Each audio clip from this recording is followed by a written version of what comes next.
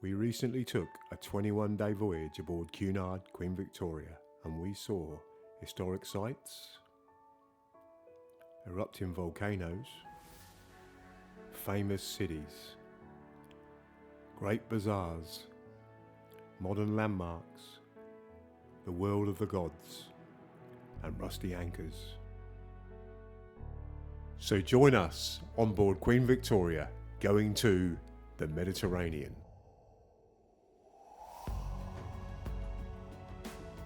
The port staff and the Cunard crew put on a well-organised, quick, friendly boarding procedure, which got the voyage off to a great start.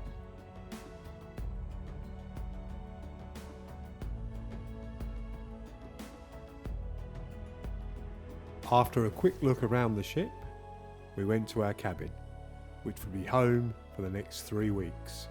We unpacked and went up to the top deck for the sail away.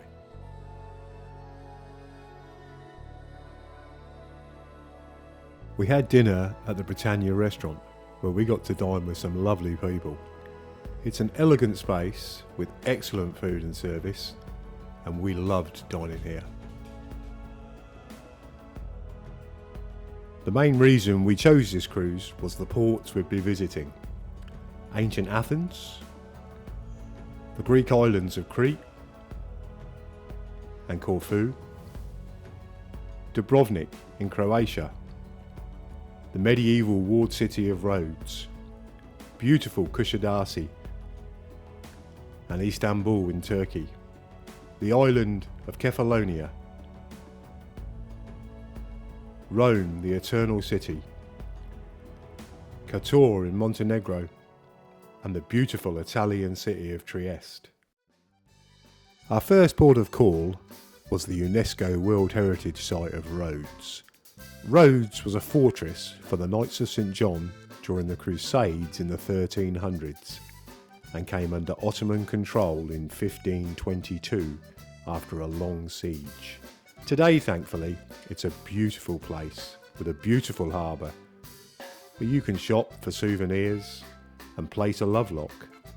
Today, archers won't be firing at you from the city walls. You can walk right in and admire the view from the parapets. You can wander the many paths and narrow lanes, shopping for souvenirs or eating at a local taverna. Go down and relax on the beach and take a dip in the blue waters of the Aegean Sea.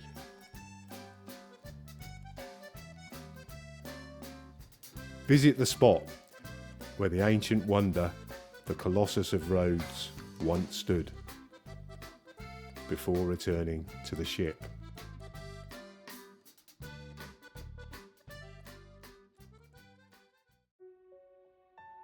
The grand lobby is an elegant space featuring a grand staircase and marble floors that evoke Edwardian luxury.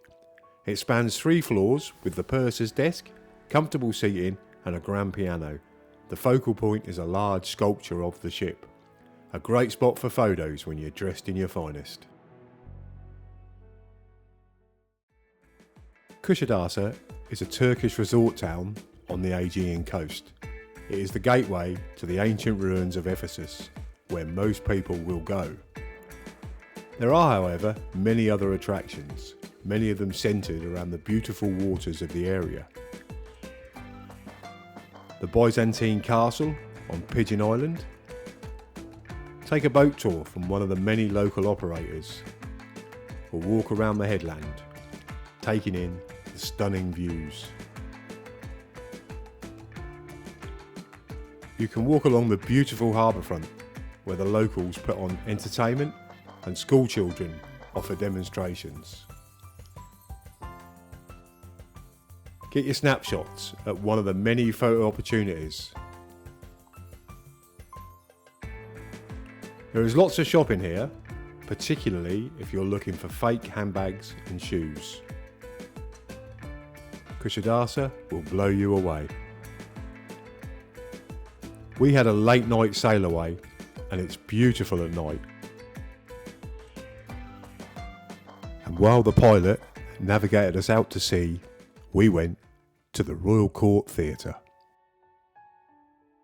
Built in a West End style with lots of wood panelling and red plush velvet seating, complete with private boxes. It puts on lavish shows at night and has guest speakers in the day. The presenters on our cruise talked on the Battle of Britain, forensic science and the Gallipoli landings. On our way to Istanbul, we cruised along the historic Dardanelles Strait, with Europe on one side and Asia on the other. As we steamed slowly, Cunard presented a running commentary on the geography and history of the area, talking in length of the Gallipoli campaign of World War I. It's a busy waterway with many cargo ships. You know the ship's gone under here many times before, but there is still that nagging doubt. And thanks to a skillful navigator and the shipyard worker who read the tape measure, we made it. Phew. Man really can construct engineering wonders that look great. And then we finally arrived in Istanbul.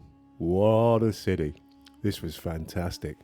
We had 2 nights here to enjoy it, and we were really looking forward to this, and this was one of our favourite places. It was pretty cloudy when we arrived, but the world's biggest shisha pipe was blowing away. We went up to the bridge to join the locals who were fishing, and then had a wander around the city, visiting all the palaces and the mosques.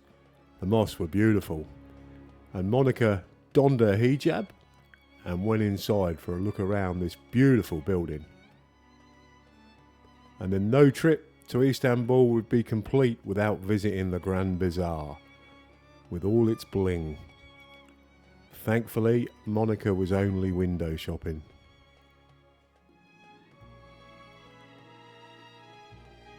You can visit all the local stores selling all the local wares, all your usual stuff, the local foods, pastries, Turkish delight, all the spices, olives. What a wonderful, wonderful shopping experience this is. It's a great city to walk around or travel the waterways on. And the sunset was just beautiful over the city. We took on new passengers here, and therefore the captain bought the drinks. Well, it would be rude not to, wouldn't it? We perused the menu for another culinary delight. The wait staff were at it again, ensuring we had another fantastic night in the Britannia. Unfortunately, it was time to leave. So the pilot moved in and we went up to the top deck to say goodbye to Istanbul. It was with fond memories as we sailed away, and on to our next port of call, the port of Heraklion on the Greek island of Crete. This was a substitute port. We were meant to be going to Santorini, but due to the large number of ships already there, we missed out. That was unfortunate, but we still had a nice day here in Heraklion. It's a beautiful Greek island, like they all are. There's some great fishing spots here in the Med. You can have a wander along the front and take in the amazing vistas. The flora here in springtime is beautiful. And you can wander around the shops. Oh, look at that. He looks happy enough, doesn't he? It was a feast day here today, and the local celebrations were going on at the church. It's a public holiday. And we had lunch at a local taverna, and then we got a lift back to the ship, just in time for the legendary Cunard afternoon tea. This is something Cunard does so well. White glove waiters come into the room to a string quartet or a piano, and they serve up sweet and savoury delights for 1 hour, along with bucket loads of piping hot tea. We done this several times, and it's one thing you may just have to queue for. And then Monica dragged me off to her favourite pub, the Golden Lion, where her favourite beer was on special. It's an English style pub that puts on quizzes and entertainment throughout the day and during the evening.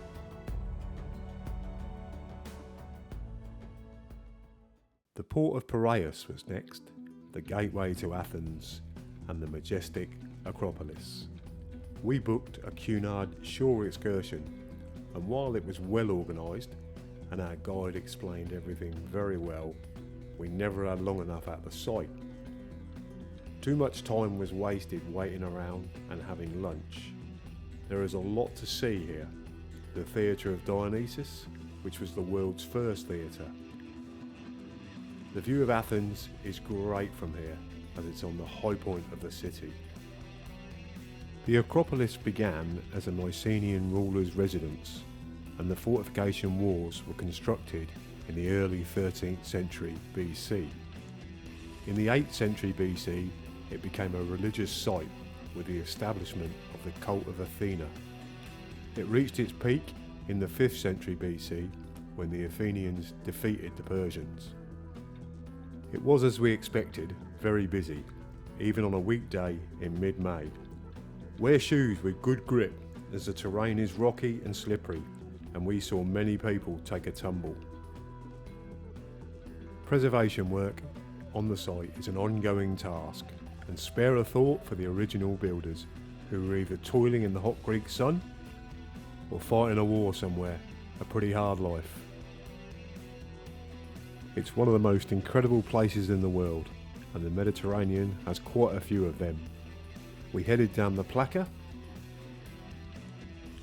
and went to a little Greek taverna where we got some lunch. Unfortunately, Monica managed to keep all of her fingers. We headed back to the ship, and then it was time to hit the pool. Just what we needed after a day walking round in the hot Athenian sun. Then it was time to hit the Queen Victoria Library, with its 6,000 books. I'm told it's the largest library at sea. It spans 2 levels, has lovely sitting areas, and a beautiful central staircase. They print newspapers in several languages on a daily basis. As we made steam again, we headed for the port of Katakolon and the birthplace of the Olympic Games, Olympia. Olympia is a 35-minute drive from the port, and we caught a taxi and shared the cost with an American couple that we met on disembarking the ship. Olympia is the site of the ancient Olympic Games and is now the UNESCO World Heritage Site. It was a significant cultural, religious and athletic centre from the 8th century BC to the 4th century AD. Olympia is a great place to walk around, as it's large and never feels crowded. It's mostly flat and there are lots of trees offering shade. As you approach the stadium and enter through the arch, which was built in the 3rd century BC, and only the athletes were permitted to enter the stadium through this arch. The crowd is going wild as you head for the start. That's why they're called starting blocks. And the starter's getting ready, and they take the line and they're off! I don't know of many other ancient stadiums where you can run on the track, and after receiving my wild olive wreath, I left the stadium with the other finely tuned athletes. Olympia is a powerful symbol of ancient Greece, with its athletic excellence, spiritual tradition, and the pursuit of peace through international competition. The model Olympics were revived in 1894 and inspired by this site. Now that is one fine shot. I told her to leave that bottle of ouzo back at the ship. The games were held every 4 years, and up to 50,000 visitors, athletes and spectators attended, and involved watching naked athletes participating in religious rituals enjoying a lively atmosphere with merchants and artists. Women were not allowed to watch the games, and the penalty for watching the naked men could be death. After touring the grounds, we then went and visited 3 museums. Each of them contained many artifacts and famous pieces. The first Olympics were held in 776 BC, and the last was held in 393 AD, when the Romans banned the games as it was seen as a pagan festival. After a fantastic day at Olympia, we left the site and went back to the port, where we found a nice little bar on the front and enjoyed a well-earned cold beer. We took some last-minute photographs of the surrounding beauty and of the ship, before returning to the ship with the usual warm welcome.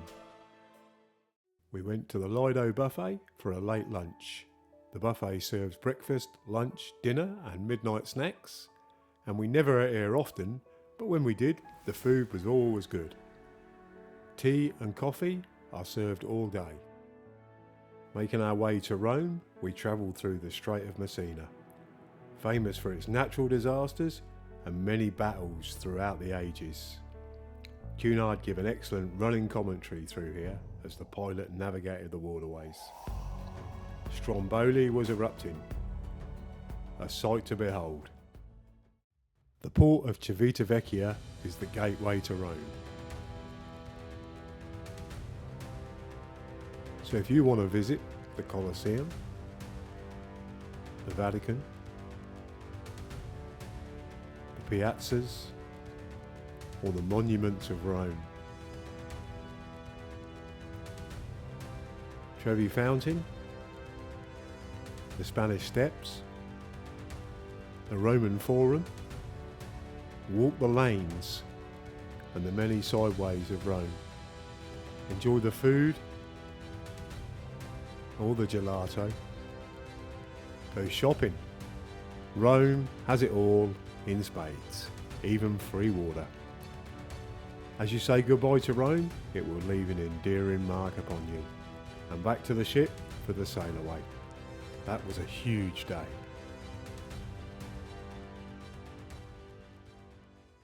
Have you got to get dressed up? Not at all.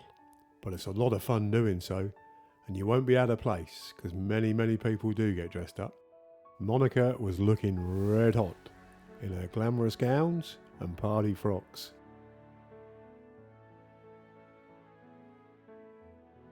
I told her Cunard don't have a country and western night. She took half a dozen glamorous gowns for dinner on Cunard. And she looked magnificent, with a little bit of bling to change him around a bit. And ladies, take a scarf, because it does get a bit blowy up on the deck, and it's much fun watching you try to put it on. And the tuxedo was very convenient. Just take a few different colour bow ties and pocket squares, and you've got a different uniform every night. You'll get plenty of wear out the tux, and it saves you thinking about what to wear. And the sports coat with a couple of pairs of trousers and different shirts is a real winner. Even though I look like the best dressed scarecrow, and Monica looked out of this world. Next was the beautiful Greek island of Kefalonia. This really is a beautiful place, with a lovely harbour, Monica loved it here. We left the ship and we walked along the seafront, taking in the views and walking through the town of Argostoli.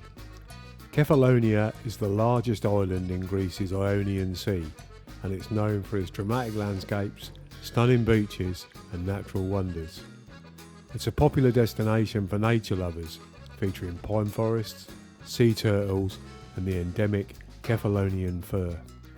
The island has a rich history, including ancient legends and a devastating earthquake in 1953 shaped its present-day landscape. The obelisk was built in 1813, and the Deposit Bridge is the longest stone sea bridge in the world. Kefalonia is one of those ports that offers everything on your doorstep. Just step off the ship and you will find it all. You don't need to travel far or take a shore excursion to appreciate this beautiful place.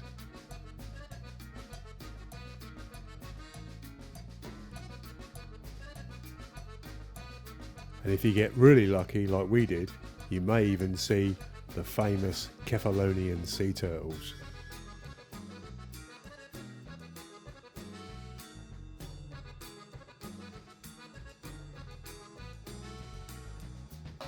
During the afternoon, the breeze got right up, so rather than stop at one of the lovely beach cafes, we returned to the ship.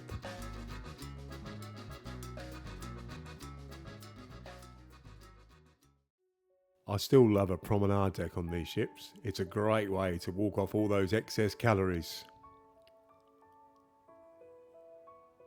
There's benches along the way, and hopefully we won't be needing them. It's located on deck 3 and it goes all the way around the ship, and 3 laps is equivalent to 1 mile.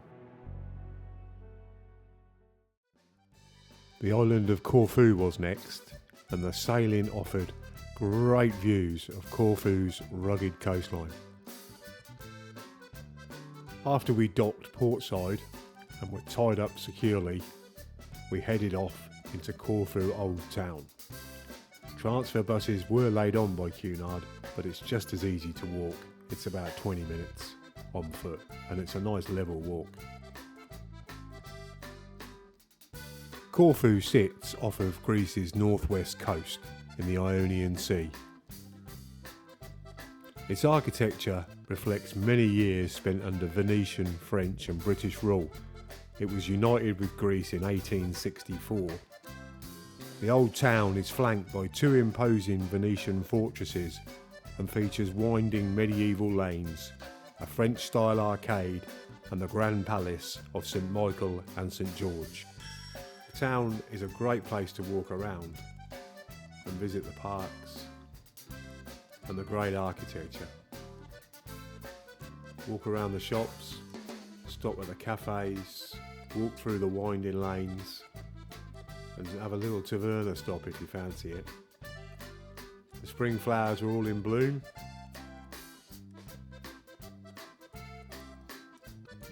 And Monica looks very happy.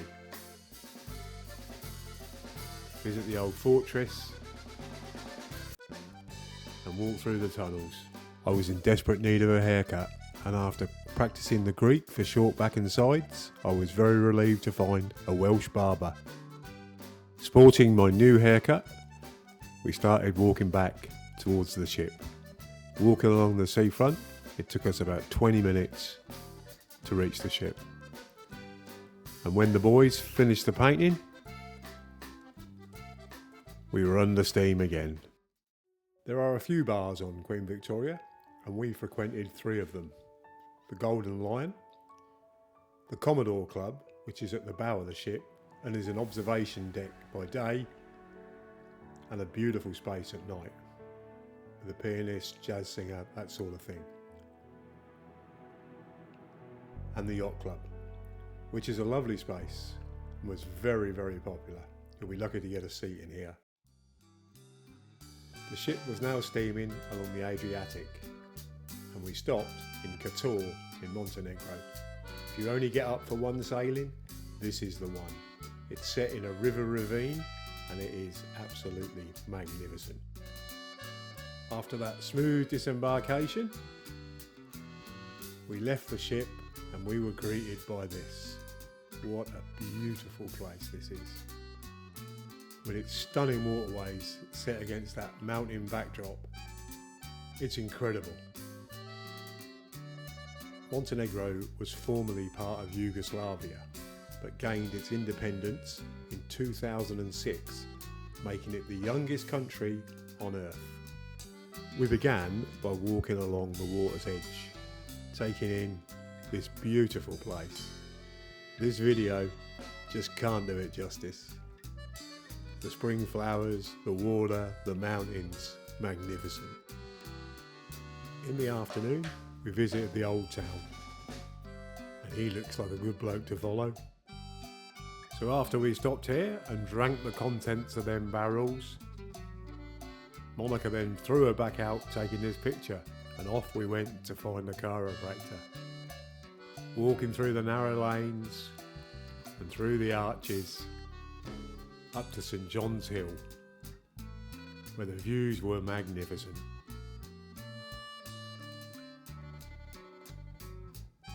Ah, the Mediterranean cats again. Back down to the water. Time to say goodbye to this wonderful place.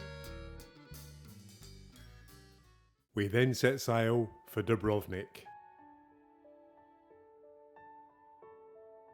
The ship has a very Edwardian feel to it.